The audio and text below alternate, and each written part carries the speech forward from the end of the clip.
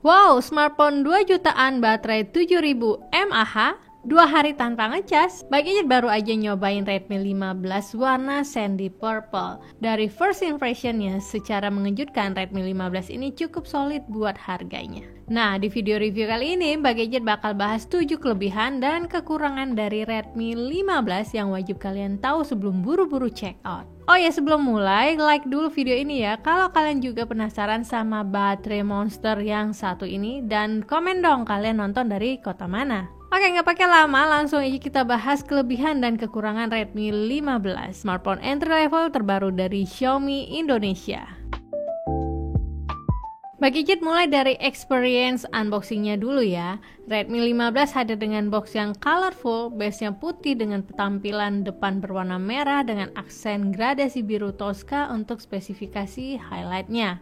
Masih menggunakan big box, artinya kelengkapan full dan gak perlu nambah ini itu lagi. Begitu dibuka, di box kecil yang pertama ini kita bisa temukan SIM ejector, welcome card, buku petunjuk, dan silikon case berbahan rubber. Nah, ini dia smartphone-nya, Redmi 15. Wah, desainnya keren banget ya. Unit smartphone-nya sendiri begitu diangkat terasa sedikit berat. Wajar sih ya, karena baterainya 7000 mAh, tapi yang mengejutkan bodinya tetap tipis dan nyaman digenggam satu tangan. Fingerprint sensor ada di samping dan tombol-tombol mudah diraih. Nah, di paket pembeliannya kita juga dapetin adaptor charger 33 watt dan kabel chargernya. Oke, lanjut kita bahas smartphone-nya ya. Desain finishingnya clean, kelihatan mewah dan anti fingerprint. Warna sandy purple ini warnanya calm dengan pattern refleksi melengkung yang cantik. Apalagi saat dipadukan dengan frame kamera dengan aksen metalik, Redmi 15 jadi terlihat lebih mewah lagi. Tidak ada audio jack di smartphone ini dan slot SIM cardnya menggunakan hybrid slot SIM. Jadi kamu harus pilih antara mau pakai 2 SIM card atau 1 SIM card plus micro SD.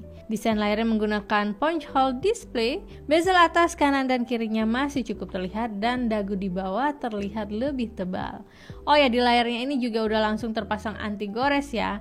Saat dinyalakan out of the box, bloatware-nya cukup banyak, tapi good news-nya semua bisa di-uninstall dengan mudah.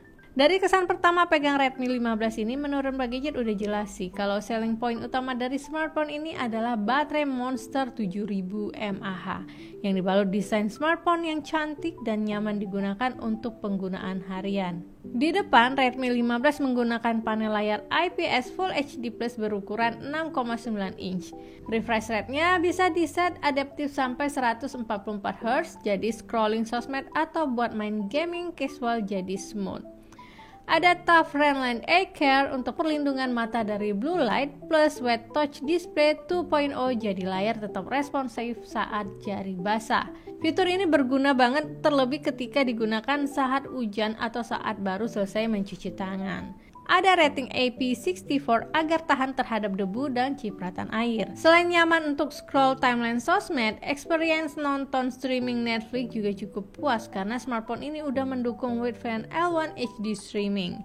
Tapi karena layarnya belum AMOLED, mesti puas ya dengan level black yang kurang begitu pekat. Dan smartphone ini cuma punya single speaker di bagian bawah, jadi belum support stereo. Nah, buat lebih memaksimalkan experience streaming, ada fitur volume booster sampai 200% untuk meningkatkan loudness-nya. Poin penting dari Redmi 15 ini adalah daily experience-nya, bukan cuma sekedar spesifikasi di atas kertas. Tapi sebelum Bang Ijit bahas experience-nya, kita bongkar dulu spesifikasinya ya. Redmi 15 hadir dengan chipset Snapdragon 685 yang memang sudah terbukti stabil dan efisien untuk penggunaan harian. Memorinya 8GB LPDDR4X dengan tambahan fitur RAM expansion hingga 4GB. Storage-nya 256GB yang hadir dengan teknologi UFS. NFC sudah disematkan juga di smartphone ini, dan gak ketinggalan selain Wi-Fi dan Bluetooth terdapat juga infrared blaster di Redmi 15 ini. Jadi bisa difungsikan sebagai remote. Baterainya 7000 mAh dengan dukungan 33 watt turbo charging dan ada juga reverse charging dengan kapasitas 18 watt. Untuk softwarenya, Redmi 15 hadir dengan Xiaomi HyperOS berbasis Android 15. Xiaomi memberikan jaminan update 2 kali major OS update dan yang bikin nyaman garansinya 15 bulan. Ada dukungan Google AI seperti Circle, Cursor, dan Gemini, plus dukungan ekosistem Xiaomi Interconnectivity. Di sisi kamera, Redmi 15 hadir dengan kamera 50 megapiksel AI dual kamera. Mode kameranya terbatas tapi sudah mencakup kebutuhan daily. Ada mode foto, video, Ultra HD, Portrait, Night, dan Time Lapse. Videonya mendukung hingga 1080p di 30 fps. Di bagian depan, kamera selfie-nya 8 megapiksel dengan dukungan beauty dan portrait mode. Sekarang gimana rasanya dipakai seharian? Oke, Snapdragon 685 di Redmi 15 memang kerasa banget stabil dan irit buat rutinitas harian. Layarnya yang luas bikin baca dan nonton jadi lega. Refresh rate tinggi bikin scroll terasa smooth.